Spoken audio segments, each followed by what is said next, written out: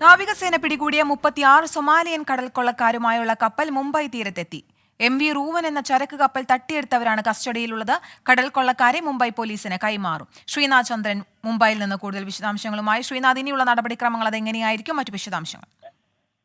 ഇന്ന് പുലർച്ചെ 5 മണിയോടെയാണ് INS കൊൽക്കത്ത ഈ ഓപ്പറേഷനിൽ പങ്കെടുത്ത INS കൊൽക്കത്ത 35 കടൽക്കൊള്ളക്കാരുമായി മുംബൈ തീരത്തേക്ക് എത്തിയത്. ഇനിയിപ്പോൾ യെല്ലോ ഗേറ്റ് പോലീസിന് പ്രതികളെ കൈമാറുകയാണ്, ഈ കടൽക്കൊള്ളക്കാരെ കൈമാറുകയാണ് ഇന്നത്തെ പ്രധാനപ്പെട്ട നടപടി.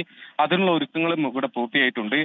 MV റൂവൻ എന്ന ബൾഗേറിയൻ കപ്പലിനെ കഴിഞ്ഞ ഡിസംബർ 15-ാം തീയതിയാണ് ഈ കടൽക്കൊള്ളക്കാർ സൊമാലിയൻ തീരത്ത് വെച്ച് പിടിച്ചെടുക്കുന്നത്.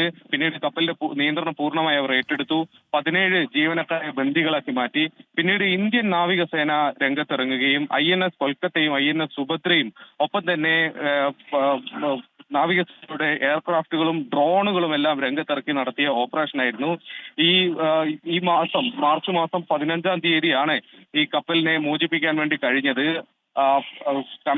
മറൈൻ കമാൻഡോസിനെ കപ്പലിലേക്ക് ഇറക്കി മറ്റ് കടൽക്കൊള്ളക്കാരെയൊക്കെ തന്നെ കീഴടങ്ങാൻ പ്രേരിപ്പിക്കുകയായിരുന്നു. പിന്നീട് അവരെ കസ്റ്റഡിയിലെടുക്കുകയും മുംബൈയിലേക്കുള്ള യാത്രയിലുമായിരുന്നു.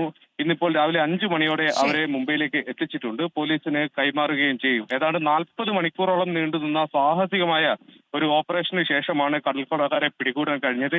ഇത് ഇന്ത്യൻ നാവികസേനയുടെ ചരിത്രത്തിലെ തന്നെ ഒരു നിർണായകമായ ഒരു പ്രധാനപ്പെട്ട ഒരു ഏടായി കൂടി കണക്കാക്കപ്പെടുന്ന സംഭവം കൂടിയാണ്. ഇന്ത്യൻ നാവികസേന പിടികൂടിയ 36 സൊമാലിയൻ കടൽക്കൊള്ളക്കാരെ മുംബൈയിൽ എത്തിച്ചു. ഇവരെ ഉടൻ മുംബൈ പോലീസിന് കൈമാറും. ശ്രീനാഥ് ചന്ദ്രനാണ് വാർത്തയുടെ കൂടുതൽ വിശദാംശങ്ങൾ നൽകിയത്.